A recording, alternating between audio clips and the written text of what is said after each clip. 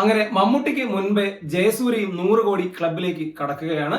ആട് 3 അഭൂതപൂർവമായ വിജയമാണ് തിയേറ്ററിൽ നേടിക്കൊണ്ടിരിക്കുന്നത്. 2 ദിവസം കൊണ്ട് 40 കോടി പിന്നിട്ട ചിത്രം വീക്കെൻഡ് കളക്ഷനിൽ തന്നെ 75 കോടിയോളം സ്വന്തമാക്കുമെന്ന് ഉറപ്പായി കഴിഞ്ഞു. ഫൈനൽ കളക്ഷൻ എന്തായാലും 100 കോടിക്ക് മുകളിലായിരിക്കുമെന്നും ഉറപ്പായി കഴിഞ്ഞു. അങ്ങനെ മലയാള സിനിമയിൽ നിന്ന് മമ്മൂട്ടിക്ക് മുൻപായി മറ്റൊരു നായക നടൻ കൂടെ 100 കോടി ക്ലബിലേക്ക് എത്തിയിരിക്കുന്നു. കുഞ്ചാക്കോ ബോബനും ആസിഫ് അലിയും ജയസൂര്യയും നെസ്ലനും ഉണ്ണിമുകുന്ദനും ഒക്കെ 100 കോടി ക്ലബിലേക്ക് എത്തിക്കഴിഞ്ഞു.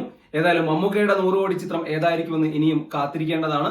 പാട്രിയറ്റ് ഒരു മൾട്ടി സ്റ്റാർ ചിത്രമാണ് എങ്കിലും ആ ഒരു സിനിമ 100 കോടി ക്ലബിലെത്താനുള്ള സാധ്യതയൊക്കെയുണ്ട്.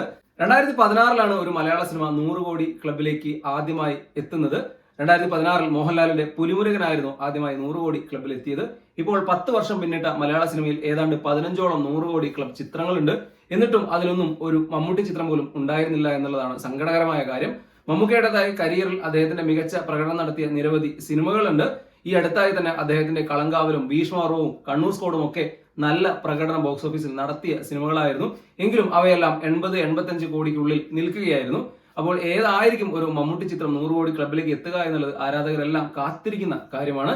ഈ വർഷം മമ്മൂക്കയുടേതായി നിരവധി നല്ല പ്രോജക്റ്റുകൾ വരാനിരിക്കുന്നുണ്ട്. CBIയുടെ 6ാം ഭാഗവും അതുപോലെ തന്നെ മട്ടാഞ്ചേരി മാഫിയയും അതുപോലെ തന്നെ പാട്രിയറ്റും ഒക്കെ അദ്ദേഹത്തിൻ്റെതായി വരാനിരിക്കുന്ന വലിയ പ്രതീക്ഷയുള്ള സിനിമകളാണ്. ഇവയിൽ ഏതെങ്കിലുമൊക്കെ 100 കോടി ക്ലബിലേക്ക് എത്തുമെന്നുള്ളത് തന്നെയാണ് പ്രേക്ഷകർ പ്രതീക്ഷിക്കുന്നത്.